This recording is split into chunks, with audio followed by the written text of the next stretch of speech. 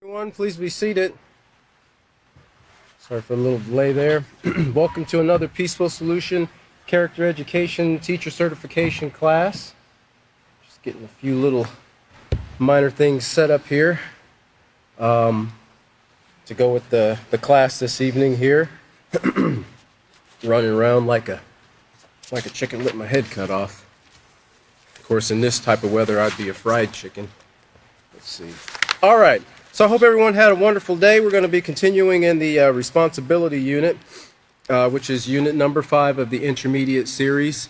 And we are, of course, in chapter 7, which is the last chapter of this series here.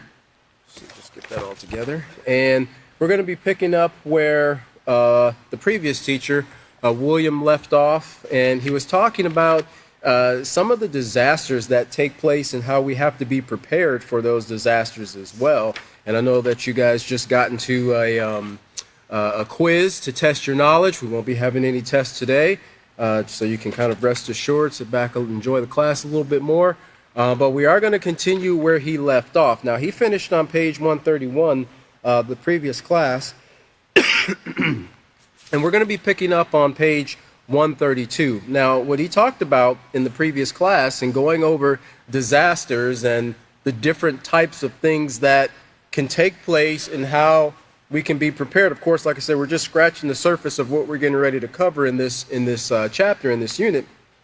But some of the things that were asked in the test your knowledge portion of this, you'll see further explained as we move a little deeper into this chapter.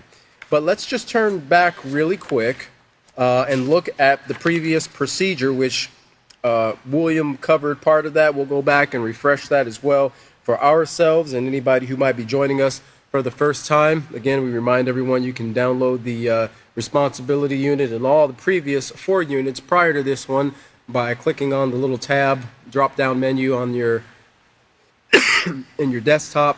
On the desktop, you can find it on the mobile too. It's a little bit different setup there, but you can still download that information, all the previous units, PDF forms, and you can follow right along. You can print them, do whatever you need to, so that you can have the information with us as we go through the class. Now, we're going to be in procedure number 3, and this is on lesson plan 7, page C, and it says, have students complete the quiz, test your disaster knowledge, found on page 130. I'm getting over a little bit of an allergy here that left me with a little bit of a cough. So I apologize for that in advance. Analyze their choices on page 131, which you dealt with that, covered that, and then tell students that each individual has a responsibility to learn about the conditions in his environment that can affect his safety, security, and well-being.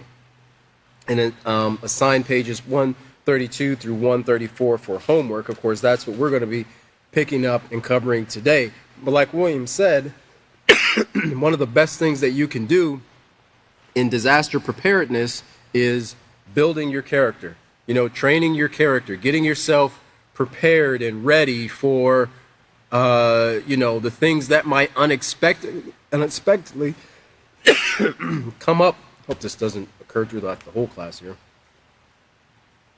Unexpectedly occur in your environment, and there's different. That's all right. There's different weather phenomena. Did they get the slide? Okay. Yeah, the drive.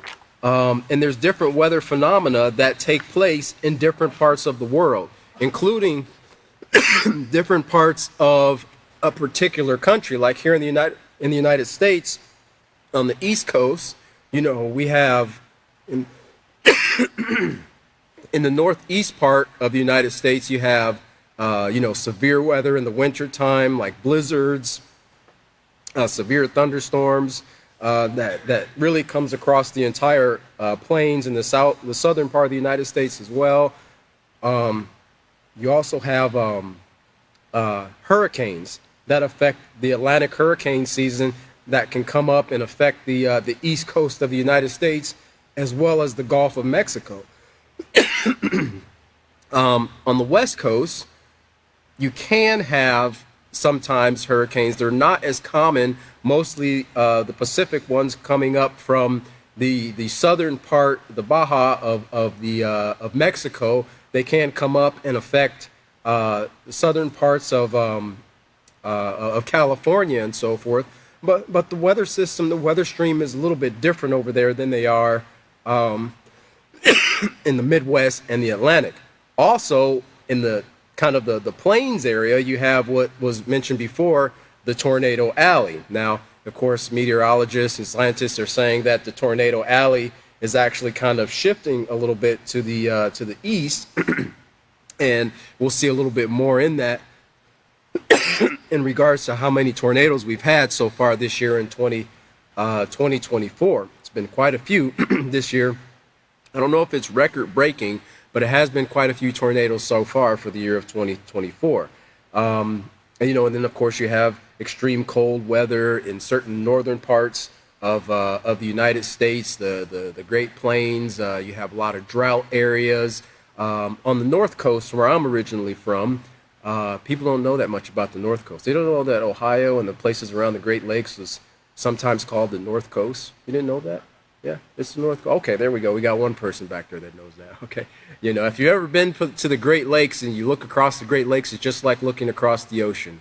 It's a little bit more than a pond, so to speak. It's not the Atlantic or the Pacific, but there are large bodies of water, and in fact, there are some of the I don't remember where they rank as far as fresh water, but they're in the top 5. I don't know if it's 1 or 2.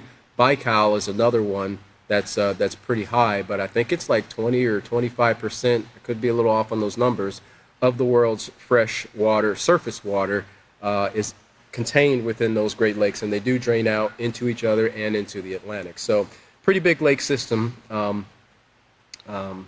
Very interesting environments and climates that we have all throughout the world. So let's turn over to page 132. So like William was covering, educate yourself, and of course building your character. Why? Because a lot of times when people don't take the time, one of the things that he touched on some, and I'm going to hit on again in regards to building a positive character, is what we're talking about here and what we just covered is being educated, knowing what takes place in your area, knowing what you could possibly encounter at any given time, right? For the most part, you're not going to run into, much blizzards or snowstorms in portions of Southern California or the Nevada, or I want to say Nevada or Arizona, desert or Nevada desert. Now, some places in the desert, I'm sure it gets cold and you probably get some snow in the mountain regions or so forth. And you're probably not going to encounter any type of tsunami in places like Nebraska, right? They're not close to any type of large bodies of water. But there are things that you will encounter when you're in those areas, and you do need to be prepared. Now, in today's day and age, even in the early 1900s, they did have some type of warning systems, not as far spreading as they do now, because of the type of communication we have now is almost instantaneous. Back then, it would have took a long time for that pony to get a message all the way to the next town that there's a big weather storm coming, because they didn't have the digital era or over radio. They had telegraph, right? And that was a fast way of getting information from one place to another.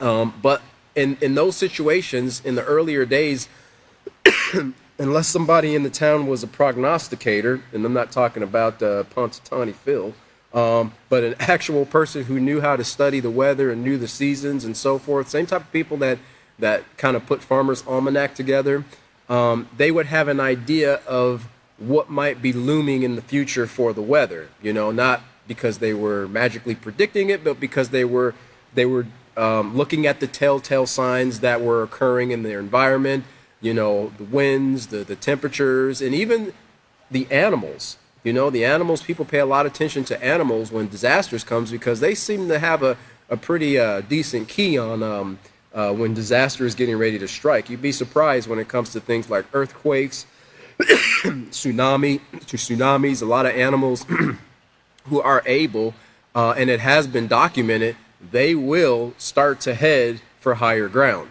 right? and they're not checking these things out and getting alerts on Google.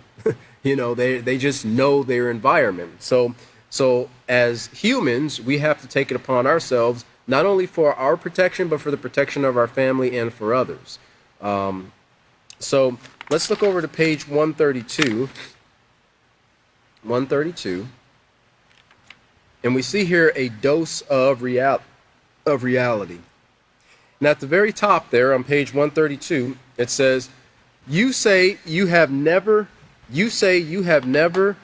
experienced either natural or man-made disaster. Well, if you remember, William covered a couple of things that took place previously with some of the natural disasters as well as the man-made disasters that we've seen in times past when it comes to acts of terrorism. It always, I want to say it tickles me, but it's always interesting when, you have an act of terrorism that takes place. And one of the things that the newscasters will say, authorities are still trying to determine if this was a hate crime. Bodies are all over the place. People have been injured. Everybody's running around like crazy, trying to get control of the situation. Doesn't seem like that would be a love crime to me. Seems like all those crimes that take place are hate crimes. Because if a person really, truly did have care and compassion for their neighbor, they wouldn't do things to terrorize them. They wouldn't do things to bring harm to other people. They wouldn't do things to damage property or possessions and so forth. So in that regards, they're always crimes of hate, crimes in general. Great. You've never experienced one of those things? Well, great. Hopefully you will always remain one step ahead of calamity. Many people, however, have experienced disaster in one form or another. And sometimes it's not always something that's coming in the form of a hurricane or a tornado. We've seen disasters that have taken place just on highways due to things like heavy fog. It wasn't that long ago, there was a news report where there was, I don't know if it was a massive 50 or 60 car pileup because the fog was so dense, no one could really see that far. Well, by the time, the person who was in the vehicle that was behind the initial one had slowed down, well, they had crashed and then another crash and then another truck. And then you see these in the winter times when the roads are icy too, but it can be a result of fog as well. So these are different types of disasters that are kind of a combination of both natural and man-made. The natural part was the fog, the man-made part was the car accidents. And those things can take place too. And if a person doesn't have control of their thoughts and their feelings and their actions, and they make impulsive decisions, like some of the things people tell you to do is in certain situations, don't get out of your car, right? Like some of the questions that were asked from the previous quiz about an earthquake, don't run outside, right? Because there could be debris falling from buildings or tree limbs falling. You can get hit in the head or, get injured. You could fall into a crevasse that just opened up in your front yard that you don't even know about. So, there's safety protocols that are in place. A lot of them are because of trial and error. And they have found that, oh boy, when this takes place, we've seen this occur to people. So we put safety protocols in place. In every city, I believe, even the smaller ones, I know even the city of Abilene, which is about 120,000-30,000 people, they have an emergency management system. And they have a group of people in place to deal with disasters, right? FEMA is also another one. They're a federal agency, and they'll go from different places and they'll help and assist from a federal level different states and locations who've suffered natural disasters or man-made disasters. In fact, at any given time, somewhere in the world, there could be a hurricane, flood, earthquake, or a tornado. Now, how many of you have heard the term in regards to weather? I'll say in regards to weather because I was going to say probably all have heard the term cap. I'm not talking about bust a cap. I think that's a new term for lying too. That's a new Gen Z or Gen Y or whatever it is. All these different words are being reused and allocated for different things. But cap, it actually means, I think slide number 2 might have that on there. the Common Alerting Protocol. Now, CAP is an XML-based data format for exchanging public warnings and emergencies between alerting technologies. You have different things from the federal level to the local level. We all get those very loud, all of a sudden, sometimes seems like 2 o'clock in the morning, just when you're getting into that super deep, sweet spot of sleep, alert that comes on your phone, for some type of abduction or something like that'll take place. Well, that's an alerting technology. Not to say it's necessarily for weather. It could include that, but that's one of the forms of an alerting technology to alert you of something that's taking place. CAP allows a warning message to be consistently disseminated or spread out simultaneously over many warning systems to many applications such as Google Public Alerts and cell broadcasts, which is what you hear on your phone with that loud sound. Okay, so in regards to CAP there, just going along with that last sentence that we read in the first paragraph, the next slide there shows that according to the WMO, or the World Meteorological Organization, for as of today, let's see, that would have been, yeah, that's today, 6/9/2024, there are 2,700 current global severe weather alerts, or at least weather alerts, with 297 of those alerts being in the United States, 778 in China, 401 in Kazakhstan, and 277 in Indonesia. Now, they're not all dangerous, deadly alerts. Some of them are mild or moderate, but you get into some that are very extreme. But over 2,700 across the globe. And a lot of those that I was looking at earlier, it was quite a few that were in the extreme category.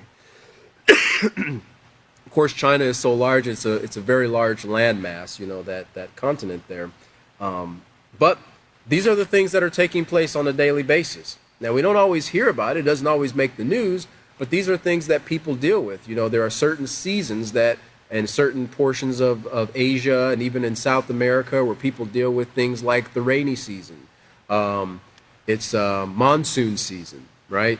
Where they get a lot of rain dumped on them. In certain parts of Africa, they have that as well, monsoon season. And they also have, the deep drought portions where just nothing's growing for months and months. And then it all comes in, floods in with rain. So, and with those things, it can bring disasters, both the water, you wouldn't think so, but yeah, the water can wash away a lot of things, and the drought can as well. The following articles here, of recent natural disasters, we're going to read those from around the world. Now, the first one there is tsunami. And we talked a little bit about that. William talked about that in the last class. He talked about the two, the Boxing Day one, and then the Japanese one that occurred in 2011. And that was the one that the thing that's most notable about that tsunami was not only the death toll, but the effects that it had on the power plant, the Fukushima Daiichi, I believe, power plant. And of course, they're still dealing with things 13 something years later. They're still dealing with that disaster and the effects, the breakage, that took place with those storage facilities there.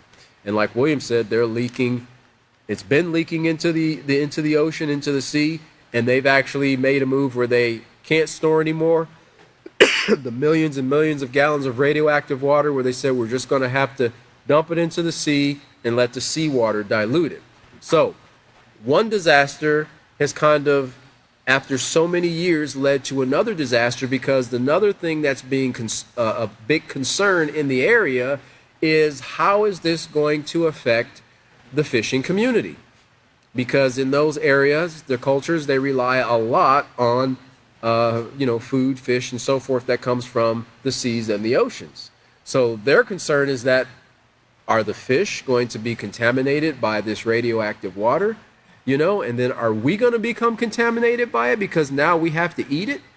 Well, that's yet to be said, but the consensus is it's not going to be as bad as you think. Well, a lot of other countries have ceased the import of fish from that region because of the potential threat of radioactivity. So, one disaster can lead to another, whether it's natural or otherwise.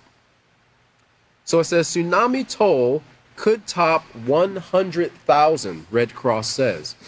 The death toll from the earthquake and tsunamis that devastated coastal areas in southern Asia soared to nearly 77,000 on Wednesday. The Red Cross said it feared that it could exceed 100,000 once bodies buried in the mud and wreckage are counted.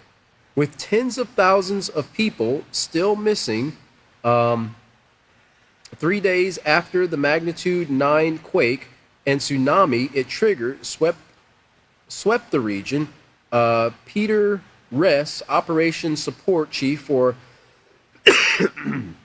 the International Federation of Red Cross and Red Crescent Societies, said the eventual death toll would be absolutely enormous.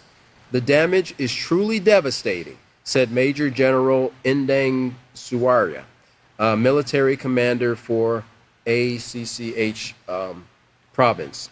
And I believe after that was all said and done, for my next slide there, some facts on that particular one, that Boxing Day tsunami. It says a massive tsunami with waves up to 30 meters, which is about 100 feet. Now think about that, 100 feet, waves up to 100 feet coming into your land area, right? Now they kind of diminish and get a little bit smaller as they go further inland, but at least at that coastal point where they're more than likely be the highest or a little bit out from the coast, 100 feet.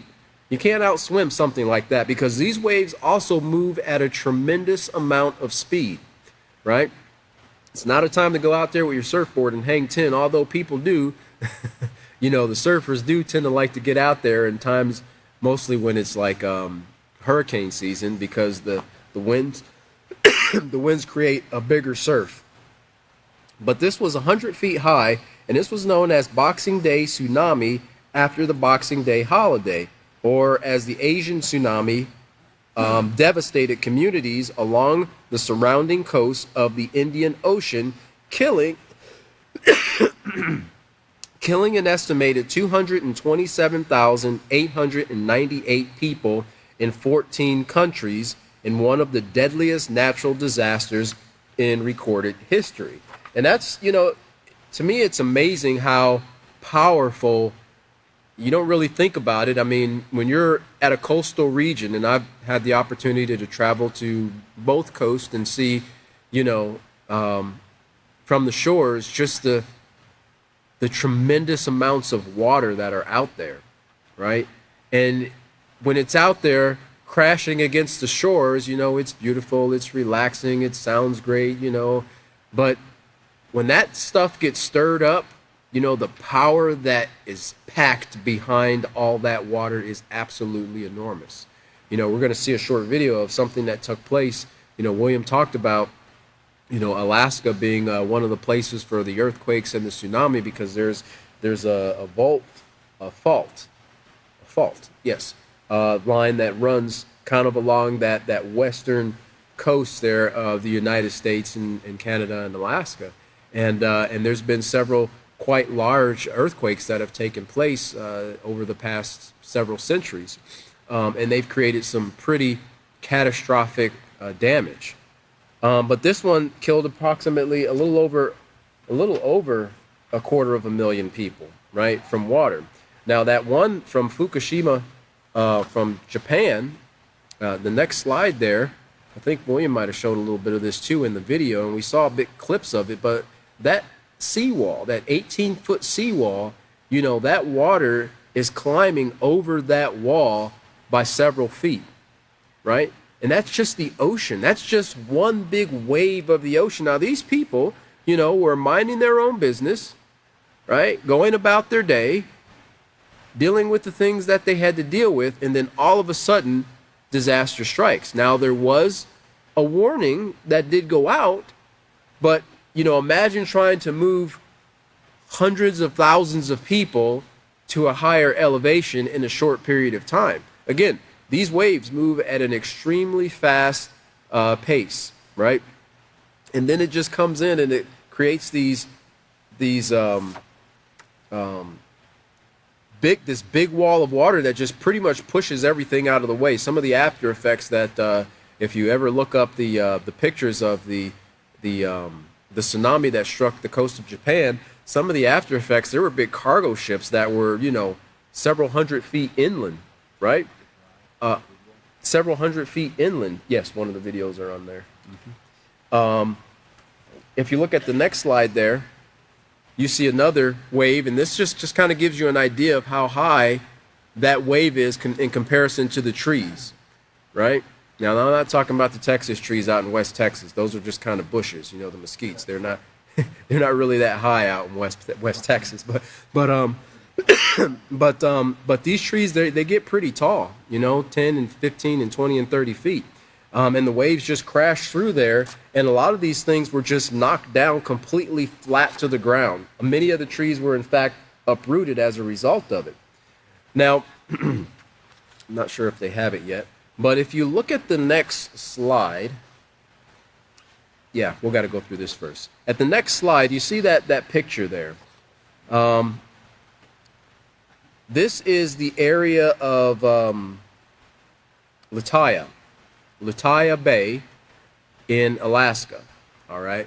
And if you take kind of note of the darker areas, because this was a picture that was taken a little bit afterwards, but the darker areas, the lower areas that you see there, now I know it's kind of hard to get a perspective on how high that is from an aerial view from a plane, but all of that was covered with water.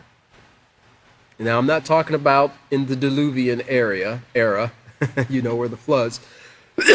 That was covered with water as a result of a tsunami that went into that bay and covered that bay. And the next slide there will give a little bit about that.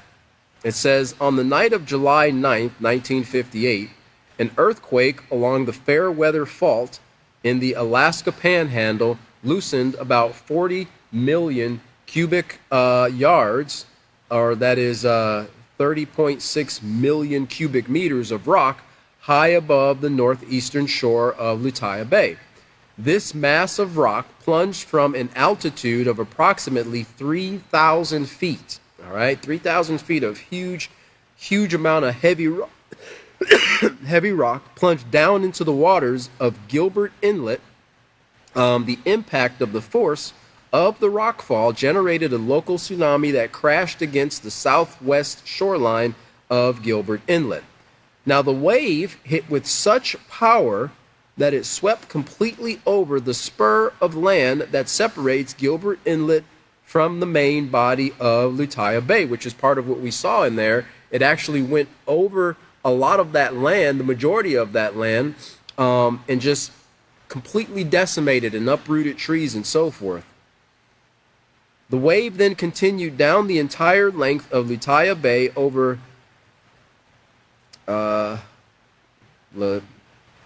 Couch Spit. I recognize Spit there. And into the Gulf of Alaska. The force of the wave removed all trees and vegetation from elevations as high, now get this now, as high as 1,720 feet. That's how big that wave was. Now, this occurred at, let's see, I think it was about 10 o'clock in the evening, I believe. We'll see in the video because I believe they give the time in there. But 1,720 feet was the height, the biggest measured height of that wave.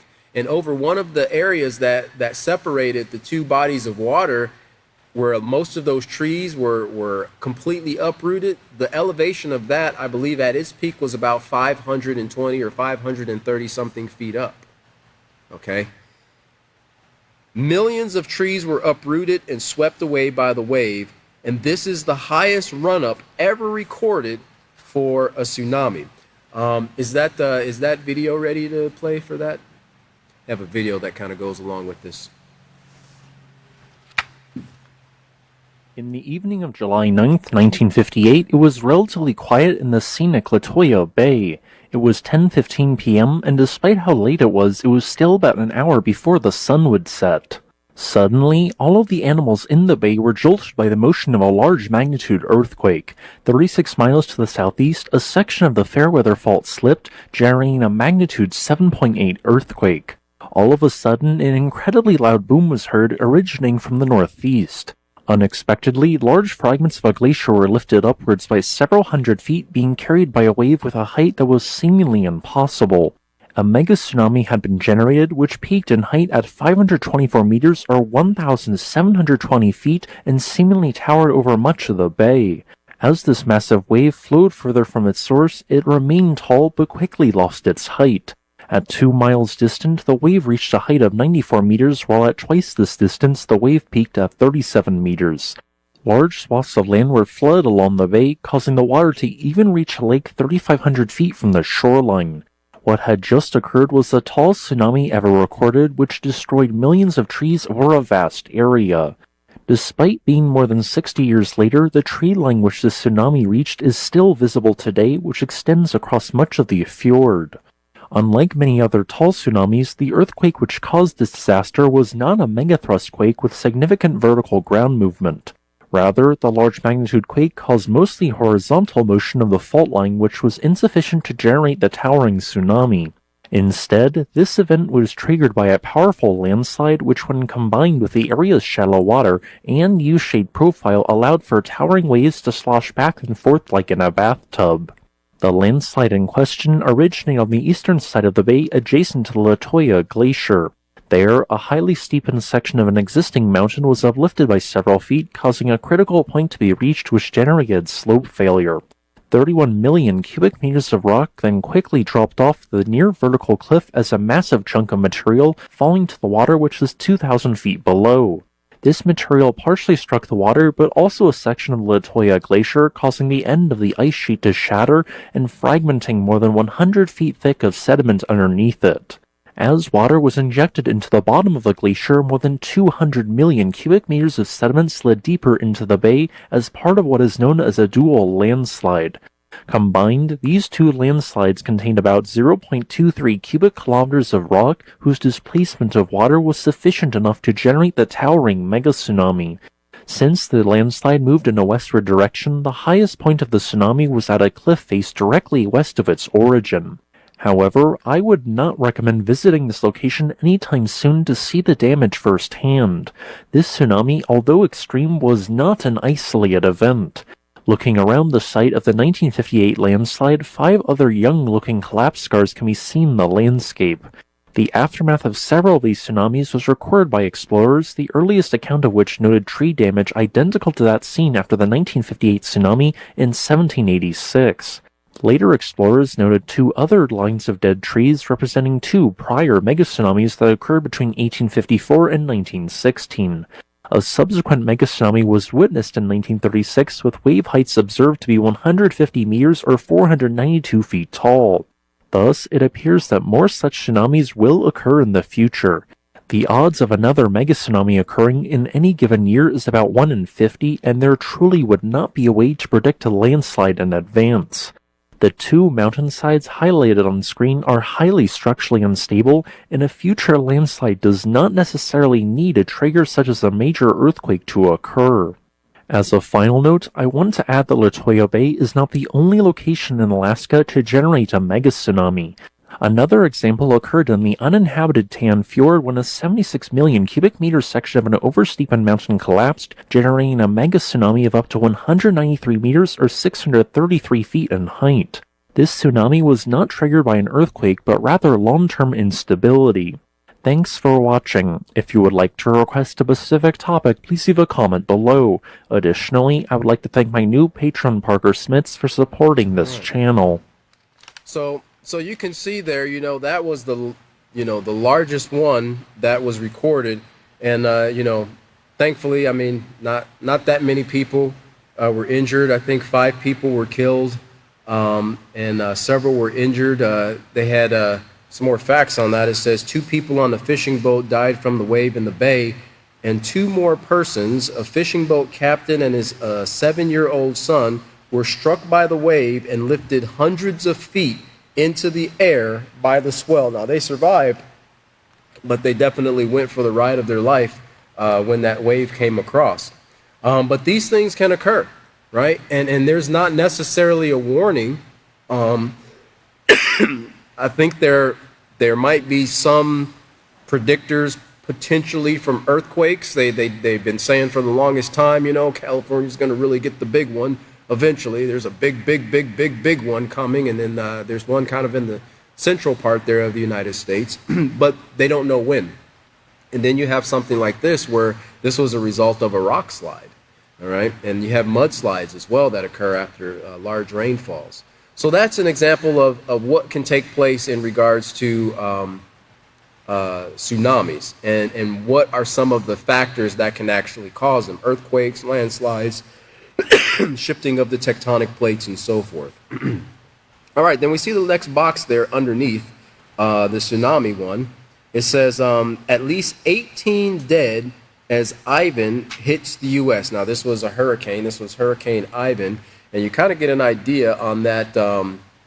I think this is not Ivan. This is Katrina on the next slide there. For a lot of people who have not seen a hurricane, I know most of us have probably seen it. A lot of young people who might not been in an area where hurricanes are, they're a cyclonic, storm is what they are.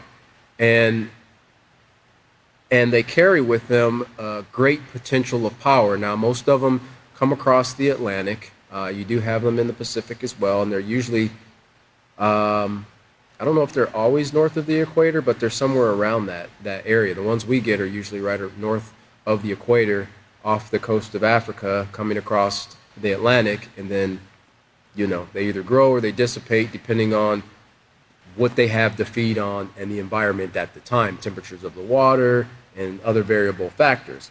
But this was a hurricane that occurred that hit the United States, and it was named Ivan, which they name all the hurricanes. Usually they start with the alphabet, and then they go with the Roman names, I believe, after that, when they get into that. And I think approximately there are about 10 on average, every season's different. There's about 10.1, I believe, is what the NOAA, National Oceanic and Atmospheric Administration, NOAA, says per year. All right. And now, again, every season is a little bit different. Some are a little bit more active, some are a little bit less.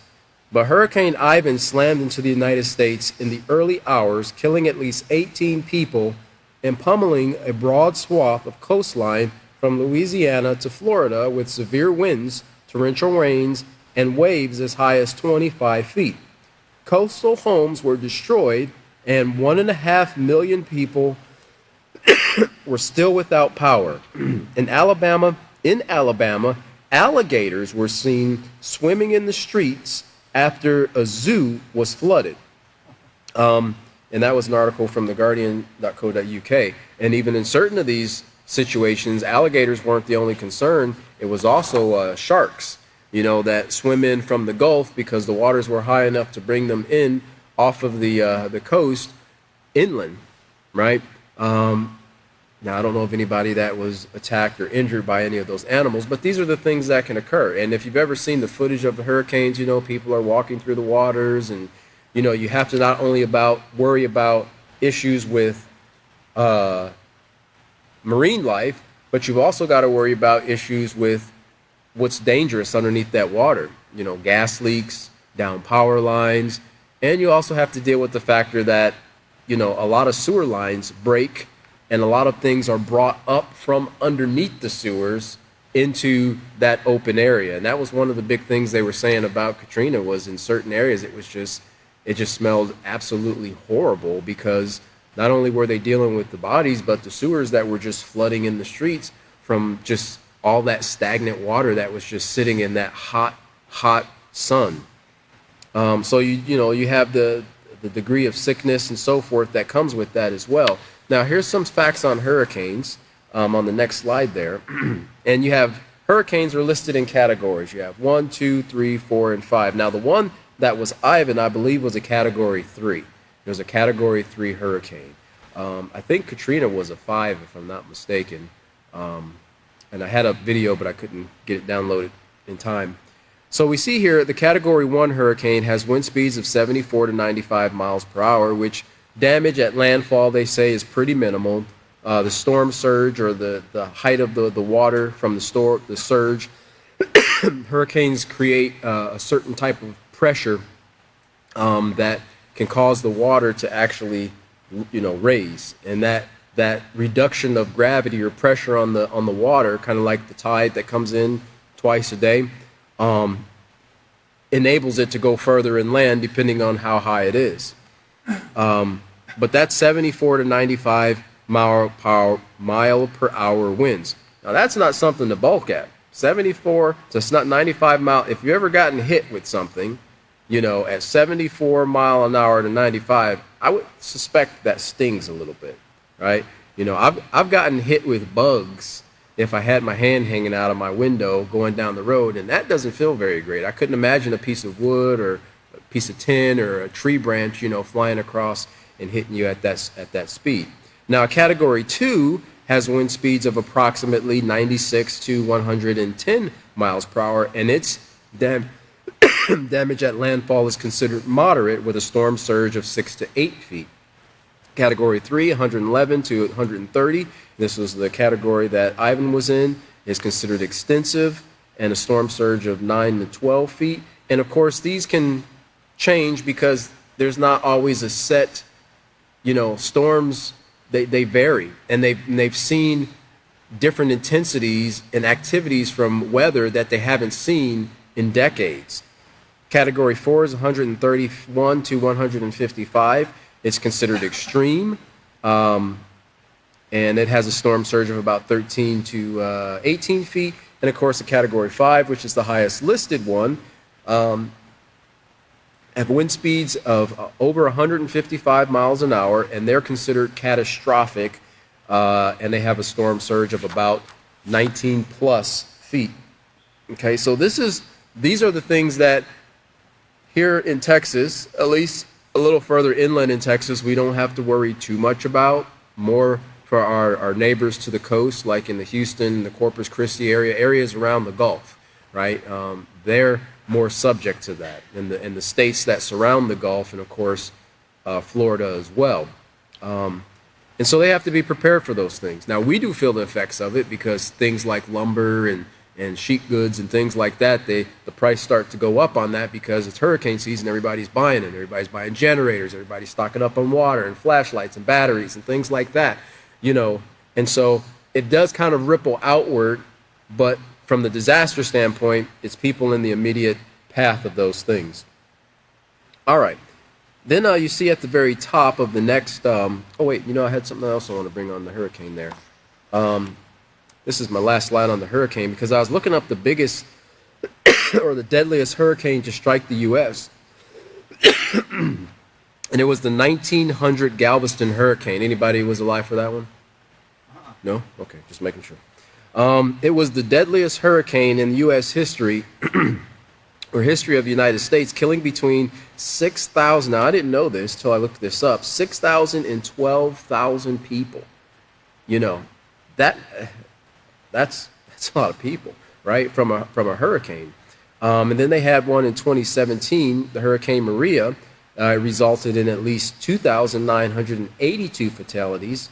And then the 1928 Okeechobee hurricane, which caused at least 2,500 fatalities. And then, of course, 2005 Hurricane Katrina killed approximately 1,800. So the numbers were smaller in Katrina. A lot of people did evacuate, a lot of people didn't, but the effects on what it did to the area and the land, that stuck for a long period of time. And I think, they're doing a little bit better, but, that area still felt the effects of that for a long period of time afterwards. All right, so then we have earthquakes here. We have an article here from the BBC, It says Afghan quake kills 2,000. More than 2,000 people are feared dead after a series of earthquakes struck Afghan's remote northern province of Baghlan. The Afghan Interior Minister Yunus Kanuni, who traveled to the area, said up to 20,000 had been left homeless. 20,000 people have been left homeless as a result. Afghan officials estimated that about 4,000 people had been injured. Now, the quakes began in the Hindu Kush Mountains on Monday, rocking the Nahrin and Burqa districts of Baghlan. Mr. Kanuni said that the bodies of at least 1,800 had been pulled from the rubble so far. Now, when I was looking up, some of the information on this, because this occurred, this particular article, I believe, was in the year of 2002, and that was a 7.2 magnitude earthquake. Oddly enough, Afghan just got rocked not that long ago by another earthquake, which had pretty similar numbers, and that was back in October, I believe, of 2023. Okay, and it's, I think, just because of the mountainous region and where they are, like there's certain areas that are more prone to having earthquakes. And so when you look up the article, you'll probably be directed to what just recently occurred, about 8 months ago, or 8 or 9 months ago in 2023, because they also had another earthquake that had about the same effect in those areas. How many earthquakes do you think globally take place on a daily basis? Now, I'm not saying devastating earthquakes. They measure them, whether they're magnitude 1 or 2 or 3. Just give me a number. Let's test it out. What was that? A couple thousand? All right. Anybody else? Got a couple thousand? About 50,000? All right. Let's look at that next slide. 290,000 recorded earthquakes globally take place on a daily basis. Now, again, I'm not saying that these are, devastating earthquakes, but they're measured, right? They have seismic activity somewhere that is measurable in the form of an earthquake. And I'm sure they have qualifications for what is measured as an earthquake that takes place. But I thought that number was absolutely phenomenal. 290,000 average global quakes that take place yearly. All right. So these are things, and then if you look at this next slide here, because these are some of the things, this was from a recent activity in Afghanistan, what people have to recover from. Now, these people, in a lot of these regions, it seems like most of the regions outside of the United States, right? They build their structures more with stone and rock and brick and mortar and so forth. So when they come tumbling down, they cause a lot of damage because they come down hard, right? And the cleanup is pretty extensive. And sometimes, the people who are in these structures, they have, they don't survive. Now, I would suspect that depending on the earthquake, they would be more prone to withstand, some type of shaking of the earth like that. But when it's enough to do so, because I'm sure they don't have, earthquake standards in these little villages, this is the kind of scene that you see, and this is the cleanup that has to take place, right? People are trapped under rubble. They can't find their loved ones. Like the minister said from the 2002 earthquake, there's about 20,000 people that were left homeless as a result of it. Because you can't just slap one of these things up. They don't have FEMA trailers over in Afghanistan and these places like that where people can just, have it pulled onto their site and stay for the evening. And sometimes at night it gets pretty darn cold in these areas. All right. And then lastly there, on page 132, it says tornadoes kills three in Missouri. Now, Missouri is also one of those places, along with parts of Oklahoma and parts of Texas, that are in what's called Tornado Alley. And there's been certain areas, even up all the way through into Ohio, where I think Moore was one of the places. Moore, wait, was that in Oklahoma? Was Moore in Oklahoma? Yeah, that was in Oklahoma. What was the place in Missouri? I can't remember. Who? Joplin. Yeah, Joplin, Janice Joplin. In which I've traveled through many times. Joplin, Missouri. That's where we used to stop and get all our snacks when we travel, back and forth to Peaceful Solution events. But that place, oh yes, that's right. I remember that place was devastated by an F5 tornado one time. I remember going through that area with my family. It wasn't right after, but it was shortly after. You could still see a lot of the devastation that they were recovering from. And a lot of these places have been hit with F5 tornadoes, not once, but sometimes 2 and 3 times, just because they're in that path where those severe weather events take place. Well, this was in Missouri here. It says 3 people were killed by a tornado in Missouri, while twisters and heavy rain elsewhere in the South caused significant damage, officials said Tuesday. In Florence, Alabama, Tim Hart was watching from his front door when a tornado flipped his neighbor's mobile home. And for some reason, tornadoes absolutely love mobile homes. They just love mobile homes and mobile home parks. Now they're not biased, but it just seems like where a mobile home park is, that's where tornadoes go. And it seems like they divert their path sometimes. But we recently had one here in the Abilene region, just north of us in the town of Holly. I don't remember what that one was, F2 or F3 or something like that. It was pretty big, and it did a lot of damage in that area. It's not very metropolis there, but there were people that were displaced, places were damaged, and a few injuries that were recorded. It picked the trailer up off the ground and started to twist it like a washcloth. Now you think about this, because I believe tornadoes and the wind speeds that are measured in tornadoes are the highest on Earth, on this planet, right? You think hurricanes? Well, hurricanes are very wide. They're very vast. They're huge. They cover a large mass of land and sea, and they do their damage that way with wind surge. But tornadoes are not that large. Some of them can be as much as a mile wide. You think about that. A tornado can be as wide as a mile, okay? And they have wind speeds exceeding 300, 400, 500 miles per hour. Enough to where you could pick up easily a 20 or 30,000 pound mobile home and just spin it around like a washcloth. I've seen, not with my own eyes, but the aftermath of tornadoes picking up large tractors, semi-trailers that were ending up on the roofs of hotels. A semi-trailer, a truck, a tractor on the roof of a hotel, right? You think about the power that goes with these things, and the need to know how to respond, to be responsible enough to know how to respond, whether you're on the road, because tornadoes aren't going to wait till you get home. They're not going to wait till you get into a safe place.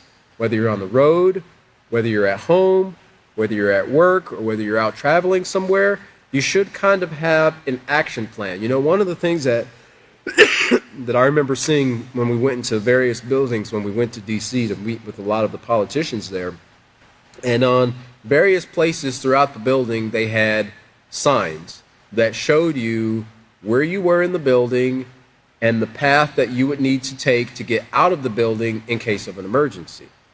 And it's necessary to know that, because if there was a disaster to occur, you would need to know where you are and how to get out of there.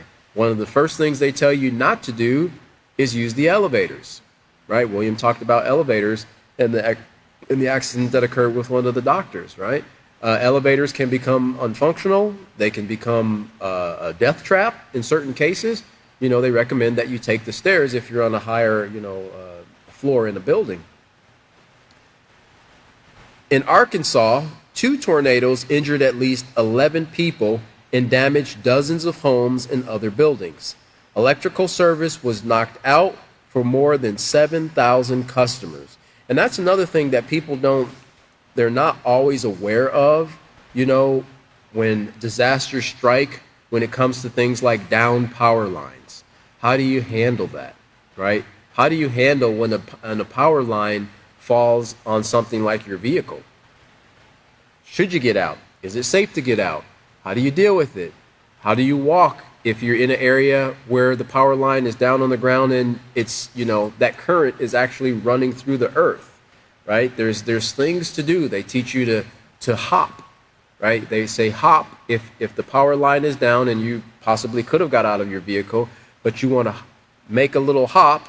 Now, consult your local fire department. This is by no means, I'm not telling you to do this. Oh, that guy on the Peaceful Solution said hop it, but you can find videos of this and educate yourself online. But they say to do that because you don't create a potential difference with electricity. Because when you step one foot in front of the other, now you have a path for the electricity to flow through. But when you're just hopping, you're like a bird on a wire, right? And that current, you become a part of it. Like you've ever seen those guys doing the servicing the high power lines from the helicopters. One of the first things they do is they have a rod that attaches that helicopter to that power line. So that electricity is flowing all through that helicopter, that power line, and everybody in there. And as long as there's not a potential difference, everybody's safe. Everybody's measuring 77,000 volts or whatever. But once you create a potential difference for that 77,000 volts to go to a lower area, that's when you have a problem. So even in disasters, you can't just quick, because of fear, want to get to a place of safety, because in that desire, you can make a pretty fatal choice that could put you and others in harm's way. So this is why it's important to educate ourselves in these things, not just on how to deal with the disasters themselves, but how to deal with the aftermath that takes place, because there's a lot that's left over after hurricanes, earthquakes, tsunamis, tornadoes, and so forth. Mudslides, that's big in California. I've seen how those mudslides come after torrential rains, and that stuff slides down the mountains, and it will pack almost as hard as cement after it dries. And they literally have to dig people out of those mudslides, their vehicles and so forth, if they get caught in it. Boulders, rolling down the sides of mountains and knocking cars off roads and things like that. How do you deal with the power outage, right? These are things that we have to educate ourselves and our families and our students on, so that when or if a situation like this occurs, we can keep a level head, we can be calm and collective about it, and find the best approach to get everyone to a safe location so that no one gets hurt. So I think right now, so I don't go over and create a man-made disaster, we're going to stop here on page 132, and we'll pick up on 133 for the next class. And our next class is going to be this upcoming Wednesday, June 12th, and we'll be continuing at 5:30 Central Standard Time. I do thank everyone for joining us, and we look forward to seeing you at the next class. Everyone have a wonderful day.